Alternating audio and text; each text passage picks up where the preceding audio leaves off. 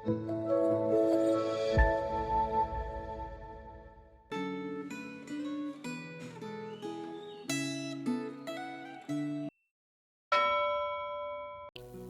jemaat kasih dalam Tuhan, renungan Gema kita hari ini 24 Agustus 2026 dengan tema Nantikan Hambatan dalam Pekerjaan Allah yang terambil dari Esra pasal yang keempat, dan saya akan baca ayat yang ke-21 untuk setiap kita. Demikianlah firman Tuhan.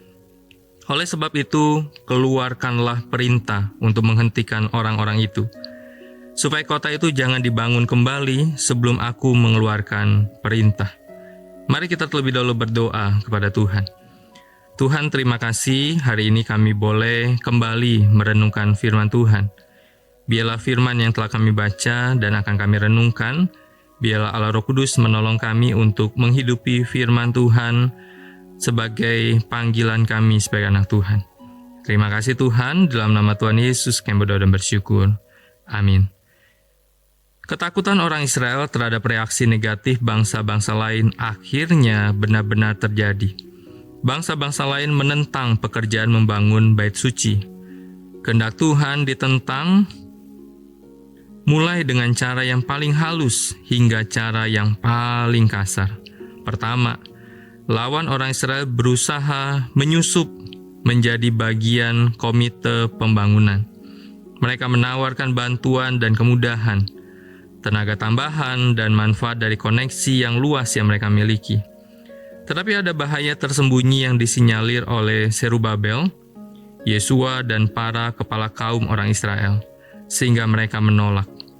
Penolakan itu mungkin disebabkan oleh alasan ketidakmurnian, yaitu karena mereka adalah para penyembah berhala, atau karena mereka sebenarnya ingin mengacau, atau paling tidak menghambat pembangunan.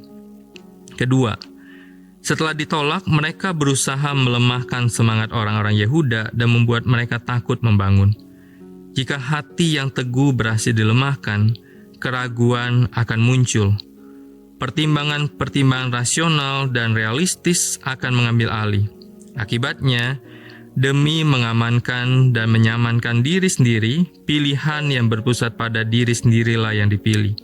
Ketiga, dengan memanfaatkan koneksi terhadap orang dalam, yaitu para penasehat yang korup, lawan orang Israel menyogok oknum-oknum agar melawan orang Yehuda dan menggagalkan rencana mereka. Pada puncaknya, mereka ingin memastikan bahwa rencana jahat mereka berhasil dengan menulis surat tuduhan kepada pembuat keputusan tertinggi, yaitu Raja Ahasweros. Surat tersebut bukan sekedar surat tuduhan. Bila dibaca dengan teliti, terlihat jelas skenario bahwa narasi yang mereka susun benar-benar menyudutkan dan melemahkan posisi orang Israel di mata raja. Sebenarnya, surat itu lebih cocok disebut sebagai surat fitnah daripada surat tuduhan. Dalam hikmat Tuhan, mereka diizinkan untuk sementara berhasil mencapai tujuan jahat mereka. Tidak ada pekerjaan Tuhan yang tidak mengalami hambatan. Dari sejak pertama, iblis tidak pernah tinggal diam menentang dan melawan Tuhan. Itu sudah naturnya. Maka tidak heran jika setiap pekerjaan Tuhan pasti juga akan ditentangnya. Justru, jika ada pekerjaan Tuhan yang sangat lancar dari awal hingga akhir, maka kita perlu bertanya dan waspada. Jangan-jangan iblis sedang bertepuk tangan karena sebenarnya itu bukan pekerjaan Tuhan. Kita cenderung berpikir bahwa Tuhan akan membuat segala sesuatu lancar jika sesuai kehendak-Nya. Faktanya adalah sebaliknya. Hambatan dalam pekerjaan Allah adalah normal. Menanti hambatan membuat kita siap untuk menghadapinya.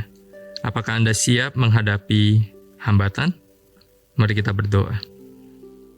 Tuhan, biarlah kami menyadari ketika kami menaati akan rencana Tuhan, seringkali bukan jalan yang lancar, bukan tanpa kesulitan.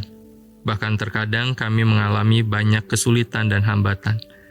Tetapi biarlah kami terus dekat dengan Tuhan dan tahu bahwa itu rencana Tuhan, dan kami terus berhadapan dan menghadapi itu bersama dengan Tuhan.